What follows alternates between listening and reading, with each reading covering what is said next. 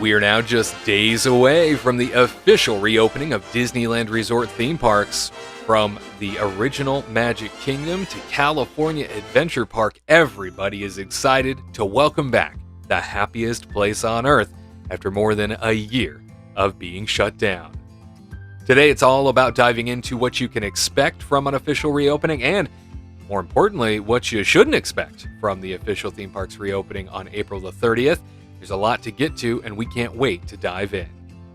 But before we get to that, make sure that you are subscribed to us with the notification bell turned on so that anytime we have something new for you, you get notified right away. And if you like what you hear and see today, make sure that you have the thumbs up button firmly pressed. Lets us know that we are on the right track, and we will continue doing more videos and content just like this. Well, hello everyone, it's Wade for the Kingdom Report, joining you once again for all things Disney Parks news, and today specifically Disneyland news. Our friend Brady McDonald over at the Orange County Register, he compiled all the things you should know when it comes to Disneyland and California Adventure reopening on April the 30th, from what's going to be available to what's not going to be available, all things to consider before arriving to the gates for the first time in over a year. Brady writes, Disneyland and Disney California Adventure will return without 36 of their 80-plus rides, attractions, and shows when the Anaheim theme parks reopen later this month after a year-long coronavirus closure. Most of the shuttered Disneyland and DCA rides, attractions, and shows will remain closed due to COVID-19 health and safety guidelines issued by the state. More than three-quarters of the closed attractions will be shuttered for 5 coronavirus-related reasons. Number 1, high-touch environments. Number 2, social distancing. Number 3, large crowds. Number 4, time constraints and a ban on live shows. The rest of closures are due to regular seasonal maintenance or ride renovations. Disneyland and Disney California Adventure will reopen on April 30th after more than a year of coronavirus closures mandated by COVID-19 health and safety guidelines issued by the state. More than 45 rides and attractions will return when the Anaheim theme parks reopen. Disney has warned that certain rides and attractions could be unavailable when Disneyland and California Adventure officially reopen. So let's take a closer look at the 36 attractions that will be closed and the reasons for their closure when the theme parks reopen on April the 30th. First up, a closure of play areas. That's right, the high-touch play areas in Mickey's Toontown and on Tom Sawyer Island in Disneyland and Grizzly Peak at California Adventure don't work well under COVID-19 sanitation guidelines. Therefore, Chippendale Treehouse, Donald's Boat, Goofy's Playhouse, Pirate's Lair on Tom Sawyer Island, Frontierland Shootin' Exposition, and Redwood Creek Challenge Trail will all be a part of the initial closure. Moving on to the tight confines, several Disneyland attractions feature tight spaces that don't lend themselves to social distancing requirements in the state's COVID-19 health and safety guidelines. Therefore, you can anticipate the following closures as well: Disneyland Monorail, Finding Nemo Submarine Voyage, Sleeping Beauty Castle Walkthrough, Main Street Cinema, Davy Crockett's Explorer Canoes. The small Main Street Cinema had a low capacity before the pandemic and no good way to limit visitors' indoor time to 15 minutes or less. The Explorer Canoes plying the rivers of America don't run on a track and require human-powered propulsion, something that might be difficult to facilitate with reduced capacity on each canoe.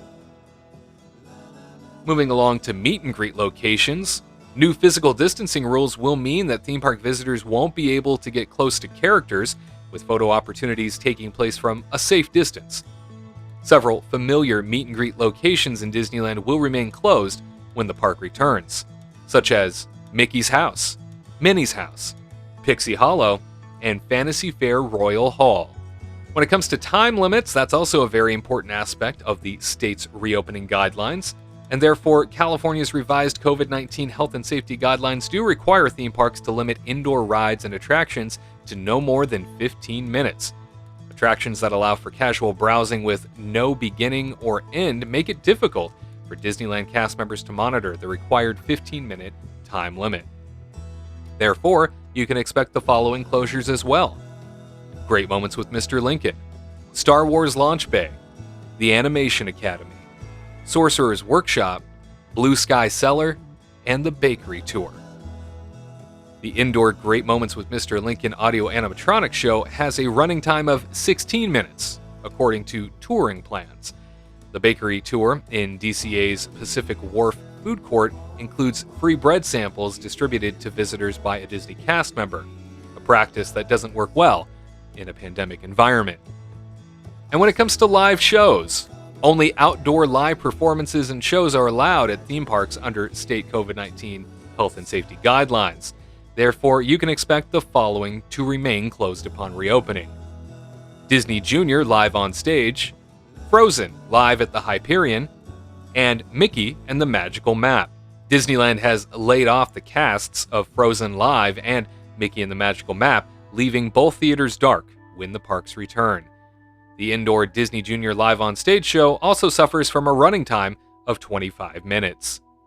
Something many anticipated already, but worth noting, is that parades and nighttime spectaculars are also things that won't be returning upon reopening. Disney has announced the suspension of parades, fireworks, and nighttime spectaculars at Disneyland and California Adventure that would likely draw very large crowds. Therefore, Disneyland Forever and/or Mickey's Mix Magic, nightly fireworks shows have been canceled. Magic Happens Parade will not return upon reopening. Fantasmic Nighttime Spectacular will also remain dark, and World of Color Nighttime Spectacular will not be functioning. Things that are under refurbishments and renovations, also worth note, are the following, as several Disneyland and California Adventure attractions are undergoing regular seasonal maintenance or longer thematic refurbishments and won't be unduly impacted by the state's COVID-19 health and safety protocols when they return. The writer states, "We've tossed a couple of attractions into this category that are often closed on low attendance days. The Jungle Cruise, Buzz Lightyear Astro Blasters, Matterhorn Bobsleds, Grizzly River Run, Storybook Land Canal Boats, the Red Car Trolley, Sailing Ship Columbia, and the Golden Zephyr." Jungle Cruise will not return with the park as the boat ride undergoes major storytelling updates to remove negative depictions of Native people. Building permits filed with the city of Anaheim indicate that screen walls and fences have gone up around select scenes in the attraction. Matterhorn Bobsleds, Buzz Lightyear Astro Blasters, and Grizzly River Run are undergoing regular seasonal maintenance and are expected to reopen after the park's return on April 30th. Grizzly River Run is set to return May 7th. The Storybook Land Canal Boats and the waterway has been drained and scaffolding has been set up in the canal, according to aerial photos published by MiceChat. Before the pandemic closure, the Red Car Trolley was impacted by construction work taking place in Adventure's campus, which will debut on June the 4th. Disneyland often keeps the Sailing Ship Columbia docked on low attendance days, while the Mark Twain Riverboat is running on the rivers of America. And the Golden Zephyr has the most downtime of any Disney California Adventure attraction, according to touring plans. The spinning spaceship attraction is often closed on low attendance days. So, what's open?